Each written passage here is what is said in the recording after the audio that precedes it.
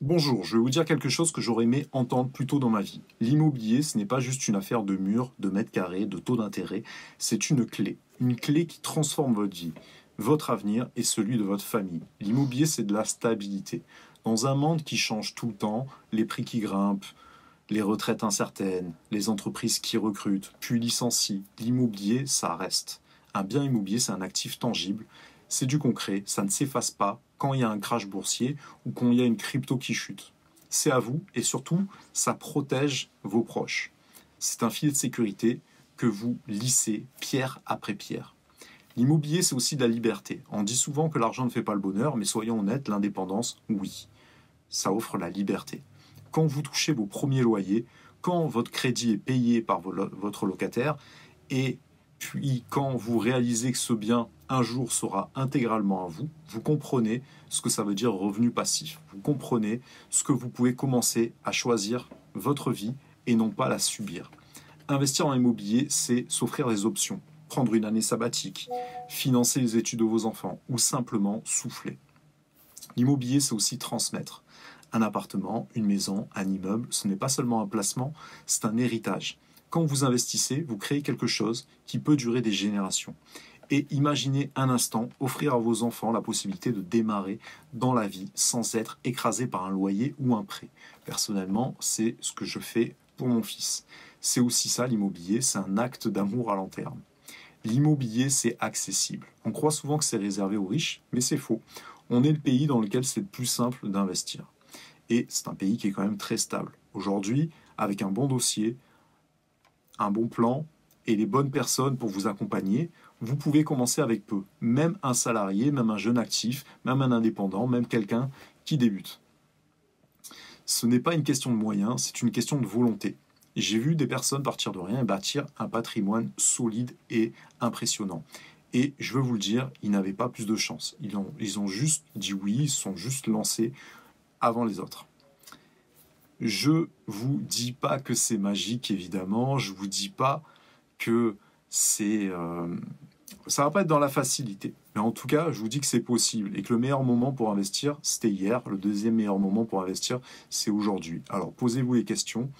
Et si vous commencez maintenant? Et si votre vie changeait aujourd'hui? Concrètement, dans mon retour d'expérience, c'est que si vous voulez atteindre l'indépendance financière, le premier starter, en fait, c'est d'investir en vous-même. Investir dans vos capacités, investir dans votre mindset, investir dans vos skills, dans vos compétences. Et ensuite, là, vous allez pouvoir essayer de trouver, grâce à vos études, grâce à votre profil, grâce à votre réseau, le meilleur travail possible, celui qui va vous stabiliser le plus. Ou bien, si vous avez un profil d'entrepreneur, vous allez pouvoir commencer à entreprendre. Moi, personnellement, ça a été la transaction, l'immobilier, mais ça peut être également monter un site e-commerce, investir dans le branding, créer une audience, vendre des formations, euh, développer une compétence particulière que vous allez pouvoir monnayer. Et ça, honnêtement, c'est puissant parce que là, vous avez un bon travail et vous avez en plus des revenus que vous allez sur votre temps perso, sur lequel idéalement vous avez une passion qui va vous permettre d'avoir des revenus encore supplémentaires. Et ça, auprès de la banque, c'est parfait. À partir de ce moment-là, le plus tôt possible, dès que vous avez sécurisé ces deux choses, c'est-à-dire votre travail principal plus votre côté entrepreneur, vous allez pouvoir dégager beaucoup de marge et avoir un profil qui est intéressant pour les banques. Les banques ont tendance à noter les gens par rapport à leur profil. Donc je vous invite à investir le plus tôt possible. Si vous préférez, vous avez plutôt un profil pour investir en résidence principale, je vous conseille de le faire au plus tôt. Vous allez pouvoir capitaliser de cette manière-là. Et si vous êtes capable de valoriser les biens, c'est aussi ça que j'apprends dans les formations, vous allez pouvoir faire une plus-value. Cette plus-value, vous allez être en résidence principale exonéré de taxes. Et donc, du coup, c'est le meilleur moyen concrètement pour s'enrichir. Vous allez pouvoir faire une opération, dégager de la marge, racheter plus grand, continuer à vivre encore 4-5 ans à l'intérieur, puis comme ça, enchaîner les opérations. Et c'est de cette manière qu'on peut se retrouver, ça a été mon cas, avec une résidence principale conséquente. À côté de ça, une fois que vous avez stabilisé ça, vous allez pouvoir commencer à faire des investissements locatifs. Quelqu'un qui commence assez tôt, quelqu'un qui a un bon travail et en plus de ça, qui a un côté entrepreneur pour dégager de la marge brute, parce qu'on vit sur son salaire, mais on fait des marges et un apport conséquent avec un travail plutôt entrepreneur qui a un effet de levier. Ainsi, par exemple, si je prends l'exemple de la transaction, vous allez pouvoir comme ça sécuriser des sommes qui sont conséquentes, des 5 000, 7 000, 10 000 euros qui vont constamment s'empiler. Et au bout de 1 an, 2 ans, 3 ans, vous vous retrouvez avec un apport conséquent. Cet apport conséquent, vous avez plusieurs solutions pour l'investir en crypto-monnaie, pour l'investir en bourse. Je vous incite d'ailleurs à le faire. Mais en plus de ça, vous allez pouvoir vous servir de l'effet de levier de la banque. Et on est dans un pays dans lequel c'est assez simple, même c'est très simple, de pouvoir le faire. Et donc, vous allez pouvoir vous servir de cette somme pour pouvoir investir en logement. Le locataire va rembourser votre crédit. Il faut évidemment sécuriser en gardant un peu de marge de côté. Vous allez pouvoir valoriser progressivement le bien en fonction des retours, des demandes des locataires, en fonction des normes actuelles. Et de ce fait, vous allez pouvoir avoir des premiers revenus à cash flow. Et ensuite, c'est pas impossible, c'est au contraire avec une bonne stratégie tout à fait possible d'enchaîner les opérations année après année, ou pour les plus sécures d'entre vous, enchaîner les opérations tous les 2-3 ans par exemple, ou tous les 4-5 ans, peu importe. Mais ça va pouvoir faire des écarts de patrimoine en fin de course de x5, x7, x10. Assez facilement en fait, puisque ces opérations vont se répéter et ainsi, grâce à cet argent généré, vous pourrez vous sécuriser, vous pourrez faire même des petits crédits à côté si vous avez besoin de pallier des problèmes dans votre vie. Et c'est pas la même chose si vous avez un seul revenu, parce que en fait, même si on pense que le CDI c'est ce qu'il y a de plus sécure, le jour où vous perdez votre emploi, vous allez vous rendre compte que vous pouvez vous retrouver dans une situation où les dettes s'accumulent et vous pouvez vous mettre dans une situation difficile. Par contre, si vous avez un business à cash flow et que les revenus sont supérieurs à votre crédit, là, en fait, c'est beaucoup plus simple parce que vous avez deux revenus qui arrivent. C'est-à-dire, en fin de mois, lorsque vous êtes un petit peu juste, boum, vous avez vos premiers revenus qui arrivent, c'est-à-dire vos premiers loyers que vous allez encaisser. Et là, vous avez une première respiration. Et ensuite, boum, vous avez, en plus de ça, votre salaire qui tombe. Et après, troisième effet qui se coule, vous avez vos revenus qui arrivent entrepreneurial. Donc ça, si vous êtes intéressé pour vous former dans ces domaines-là, je vous invite à cliquer en description, vous avez un lien, et ça va vous permettre d'être guidé en fonction de ce que vous voulez réellement. Donc je vous invite vraiment à le faire, à commencer les investissements locatifs, dans du commercial, peu importe l'investissement que vous faites en vérité, mais c'est vraiment très important d'investir.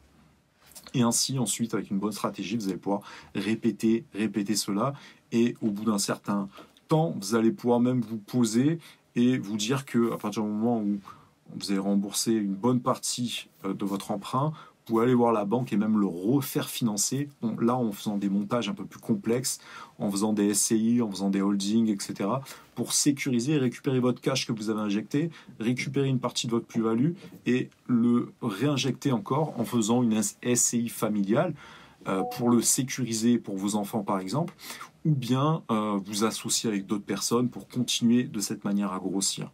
Toutes les personnes qui sont enrichies concrètement sur la planète sont tous passés par l'immobilier et c'est pas pour rien. Donc on est dans un pays qui nous permet de pouvoir justement grossir et se servir de l'effet de levier de la banque. L'emprunt via les banques en France est extrêmement stable. Rappelez-vous que c'est pas le cas dans tous les pays du monde. Donc c'est vraiment une chance qu'on a et si vraiment vous passez pas à l'action, vous pouvez vous retrouver dans une situation compliquée.